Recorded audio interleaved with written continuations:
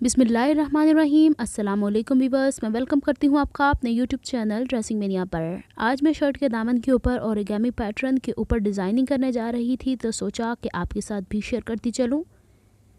इसके लिए मैंने लेडीज़ बुकरम ली है जिसकी चौड़ाई 5 इंच और लंबाई यहाँ पे 2.5 इंच है, यानी जितनी पट्टी की चौड़ाई होगी उससे हाफ़ ही इसकी लेंथ लेनी होगी। चौड़ाई के रुख पे इसे डबल फोल्ड कर देना है। यहाँ पे मैं वही बुकरम इस्तेमाल कर रही हूँ जिन्हें क्लाइंट पे इस्तेमाल की जाती है। अब यहाँ पे जो इसके ओपन हिस्से हैं चौड़ाई के रुख पे, इस पे लंबाई के रुख पे 1/2 इंच का निशान लगाना है और इस निशान को जो फोल्डेड हिस्से का ऊपर वाला कोना है उससे तिरछा स्केल की मदद से मिला देना है, यानी ये हमारे पास एक ट्राइंगल शेप आ जाएगी। अब जो हमने लाइन ड्रॉ की है इसको हमने सिज़र की हेल्प से कट कर देना है। इसी तरीके से हम लोग को ट्रायंगल्स बनाने हैं। जितना हमारे दामन की चौड़ाई है आपको थोड़ा सा आगे जाके पता चल जाएगा। अब यहाँ पे मैंने कंट्रास्ट का फैब्रिक लिया है जो एज अ पल्टा भी मुझे इस्तेमाल करना है। कॉटन का स्टफ़ है। इसकी लंबाई के रुख पे देखिए किस तरीके से ये पट्टियाँ चिपका रही हूँ। इसके दोनों साइड का सिलाई का मार्जिन मौजूद होना चाहिए, तभी हम इसको पेस्ट करेंगे। अब देखिए इसको कैसे पैरेलल मैंने पेस्ट किया है ताकि कपड़ा ज़ाया ना हो और दोनों तरफ मैंने सिलाई के मार्जिन का ध्यान रखा है। यहाँ 1/2 इंच का मार्जिन छोड़ने के बाद इसे कट कर लेना है। अब यहाँ पे जो शर्ट का फैब्रिक बचा हुआ है उसको मैं इसके पलटे के तौर पे, बैक के हिस्से के तौर पे इस्तेमाल करूँगी। उसके बैक पे मैंने ज़ीरो का बुकरम पेस्ट कर दिया है और जो कटिंग मैंने यहाँ पे पिंक कलर के कपड़े की है एज़ इट इज़ वही मैं इस फैब्रिक की भी कर लूँगी। अब इसको भी मैं ऑल्टरनेट इसी तरीके से रख कर कटिंग करने वाली हूँ ताकि कपड़ा ज़्यादा ज़ाया ना हो। यहाँ पे जो मैं बैक के ऊपर पलटे के तौर पे कपड़ा इस्तेमाल कर रही हूँ उस पर भी बुकरम लगाया है ताकि नफासत आ जाए। अब मैंने ये सारी पट्टियाँ कट कर ली हैं और इनके पीसेस को साथ रख दिया है ताकि एक साथ स्टिचिंग हो जाए। अब यहाँ पे मशीन का बखिए का साइज़ मैंने आपको दिखा दिया है, 2 से थोड़ा सा ऊपर है। नॉर्मली मैं 3 नंबर पे कपड़े स्टिच करती हूँ तो उससे थोड़ा छोटा ही होना चाहिए। जहाँ कॉर्नर्स हैं प्रॉपरली नीडल अंदर की तरफ करके फिर इसके प्रेसर फुट की डायरेक्शन चेंज करनी है और इसे जहाँ से स्टार्ट करना है जहाँ एंड करना है वहाँ पे पक्का करना इंतहाई ज़रूरी है। लीजिए हम लोगों ने सारी पट्टियाँ तैयार कर ली हैं। इसके बाद इसे अच्छे से आयरन करना है ताकि सिलाइयाँ अपनी जगह पकड़ लें। पलट के दूसरी साइड से भी मैं इसको प्रेस करूँगी और सारी पट्टियाँ टोटल ये 12 बनी है। 20 इंच का अगर दामन बनाना है तो इस फिटिंग के हिसाब से जो मैंने आपको मेजरमेंट्स बताई हैं ये 12 पीसीस लगेंगे। कटिंग आपने देख ली, कॉर्नर से मैंने कैसे कट किया है। जहाँ तिरछापन है वहाँ सीधे सीधे कट लगा लिए ताकि पलटना आसान हो जाए। और अब इसको यूं उलट लेना है, यानी अंदर वाला हिस्सा बाहर और बाहर वाला अंदर कर देना है।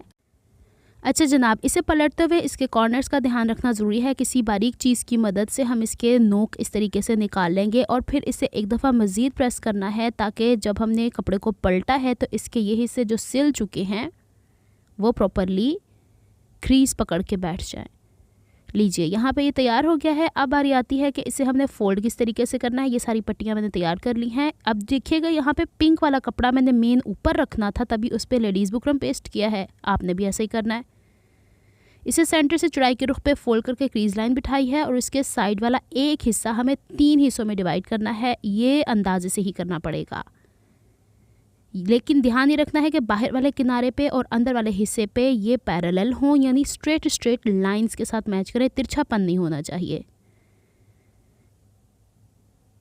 लकड़ी से मैं गरम इस्त्री करने के बाद प्रेस करती हूँ तो क्रीज अपनी जगह प्रॉपरली बैठ जाती होती है। अब यहाँ से दूसरी तरफ के हिस्से को उठा के मैंने दूसरी तरफ जो ऑलरेडी पलट चुकी हूँ उसके बिल्कुल पैरेलल कर लिया था और उसको दोबारा सेंटर से पलट के पहले वाले हिस्से पे अलट लेना है इस तरीके से।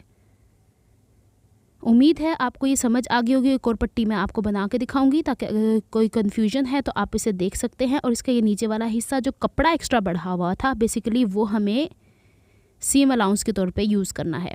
देखिए सेंटर से फोल्ड किया, इसका एक वाला हिस्सा हमें 3 हिस्सों में डिवाइड करना है। इसको जब तक हम सेटिस्फाइड नहीं होंगे हम इसे आयरन नहीं करेंगे, बार बार खोल के देख सकते हैं। और जब हम सेटिस्फाइड हैं तो इसे अच्छे से आयरन करने के बाद प्रेस कर लेना है। दूसरे वाले हिस्से को उठा के जो पहले फोल्ड किया है उसके किनारे तक लेकर आना है, फिर सेंटर से फोल्ड करके इसके किनारे से मैच कर देना है। ये कहलाती हैं ओरिगामी। ओरिगामी का मतलब होता है कि फोल्डिंग। फोल्ड करके हमें कोई काम करना होता है तो हम कपड़े को यहाँ पे इस्तेमाल कर रहे हैं। लीजिए जनाब, सारी पट्टियाँ तैयार हो गई हैं। अब इसके ये नीचे वाला हिस्सा जो है, जिस पर मैं आपको दिखा चुकी थी कि बुकरम हमारा यहाँ तक पेस्ट था, तो अगला पिछला हिस्सा दोनों के मार्जिन हमारे पास यहाँ मौजूद हैं। अब इसकी ये क्रीज लाइन बना लेंगे हम, और पहले इसको पूरे को झंडियों की सूरत में पिरो लेंगे। ये देखिए, इस तरीके से ध्यान ये रखना है कि एक पट्टी को जब दूसरी के साथ इस तरह स्टिच करेंगे तो इसके जो स्क्वायर बनेगा, या यूँ कहिए कि जो इसका नीचे वाला कॉर्नर ग्रे वाला है और ऊपर वाला कॉर्नर वो एग्जैक्ट हो, नीचे से ऊपर नीचे हो सकता है सिलाई का मार्जिन, लेकिन ऊपर वाली शेप ख़राब नहीं होनी चाहिए। और पट्टियाँ जो हमारी तैयार होकर बाहर की तरफ निकलेंगी वो एक ही हाइट की हों। यहाँ पे कुछ पट्टियाँ मैं आपको स्टिच करके दिखा रही हूँ। बाजू का ऐसा होता है कि हमारे इस पट्टियों के कॉर्नर सही नहीं निकले हुए होते, हमें वो ठीक करना पड़ते हैं। ये बाजू का थोड़ा तिरछा प्रेस हो चुका होता है तो हमें वो ठीक करना होता है। उम्मीद है आपको यहाँ तक सब कुछ क्लियर हो चुका होगा। ये देखिए, हम लोगों ने एहतियात के साथ इसे प्रेस करना है। मैंने आपको 3-4 पट्टियाँ आगे पीछे स्टिच करके दिखा दी हैं। ये देखिए, इस तरीके से पकड़ते जाएंगे, और जब हम इसको एक धागे से पूरा स्टिच कर लेंगे तो हमें इसे शर्ट के ऊपर स्टिच करना बहुत आसान हो जाएगा। अच्छा जी, यहाँ पे ये कपड़े की लंबाई है, और लंबाई के रुख पर मैं पलटा कट कर रही हूँ 3.5 इंच चौड़ा, और जो मेरे दामन की चौड़ाई है उससे 1-2 इंच एक्स्ट्रा ही लूँगी, क्योंकि आपको पता है चौड़ाई के रुख पर जब हम स्टिच करते हैं तो थोड़ा बहुत खिंच जाता है कपड़ा। यहाँ पे मैं बता रही थी कि 25 इंच मैंने चौड़ा लिया है। अब इसकी मैं यहाँ पे कटिंग कर लेती हूँ, और जैसे ही कटिंग कंप्लीट होगी इसका एक साइड से 1/2 इंच का मार्जिन फोल्ड कर देना है इस तरीके से। अब जो हम लोगों ने वो पट्टियाँ एक साथ स्टिच की थी उसको प्रॉपरली आयरन करना है। शर्ट का सीधा हिस्सा ऊपर रखना है। ध्यान रखिएगा कि जब भी हम लोग कोई लेस को इस तरह का काम जो अलट के सीधा नीचे की तरफ पलटना होता है, सीधी साइड से मैच करती है। अब यहाँ पे ये इत्तेफाक से मेरे पास बॉर्डर नीचे ऐसा है कि जिसके ऊपर स्ट्रेट लाइन है, तो मैं यहाँ पे इन 6 जो ये ट्रायंगल्स हैं ये राइट साइड पे निकल जाएंगे, 6 लेफ़्ट साइड पे निकल जाएंगे। मैंने सेंटर में कट लिया हुआ है, एक ट्रायंगल को नहीं लिया, ताकि कभी शर्ट फोल्ड करना पड़ती है तो दिक्कत होती है। अब ये इस तरीके से रखा है मैंने। ध्यान रखिएगा, शर्ट का सीधा हिस्सा ऊपर की तरफ है, पट्टियों का ये सीधा हिस्सा अंदर की तरफ था। अभी मैं USU क्यों लगा रही हूँ, उन बहनों के लिए जो बिल्कुल बिगनर्स होती हैं उनके लिए, और वैसे भी सीते सीते पता लगे कि वो खींच के अपनी शेप से 1 इंच और बढ़ गया है, तो उससे बचने के लिए USU ही लगा लेना बेहतर है।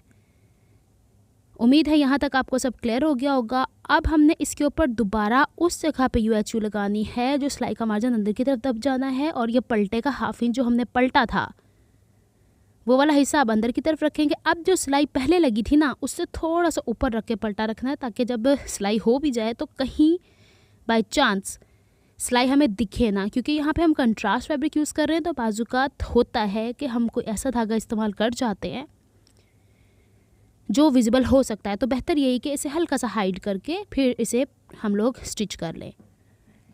लीजिए जनाब, इसके ऊपर मैं लब की सिलाई भी कंप्लीट कर चुकी हूँ। थोड़ा एहतियात से काम करना है। बुकरम में जो है ना वो 3-4 लेयर्स में है। अब जैसे ही मैंने इसे प्रेस किया है जैसे ही इसे स्टिच किया है वैसे ही इसे प्रेस करना है, फिर इसे उल्टा देंगे। ये वाइट वाला हिस्सा मैंने एज आ सीम अंदर लिया था, सीने में एक्स्ट्रा कपड़ा चाहिए होता है। अब मैं एक्स्ट्रा मार्जिन कट कर दूँगी क्योंकि मुझे पता है कि ये एक्स्ट्रा है। अब जो ये मेरे पास रॉ एज है मेरे पलटे का, इसे सिलाई के बराबर ले जाके प्रेस कर लेना है ताकि क्रीज लाइन बन जाए। अब इसके अंदर मैं डबल साइडेड फ्यूजिंग टेप लगा रही हूँ। एडवांटेज अभी आपको समझ में आ जाएगा कि जैसे ही मैं इसे पलटूंगी जो इसकी झंडियाँ बनी हुई हैं या ट्रायंगल्स बने हुए हैं वो अपनी शेप में रहेंगे। अदरवाइज़ अगर ये हिस्सा खुला रहेगा ना तो बड़ी दिक्कत होगी सिलाई करते हुए। अब देखिए, इसको मैं जैसे ही पलटूंगी इस तरीके से, यानी अब सीधा हिस्सा ऊपर ले आऊँगी और मेरे लिए पलटे को पलटना आसान हो जाएगा और वो बिखरेगा नहीं, बार बार हाथों से निकलेगा नहीं।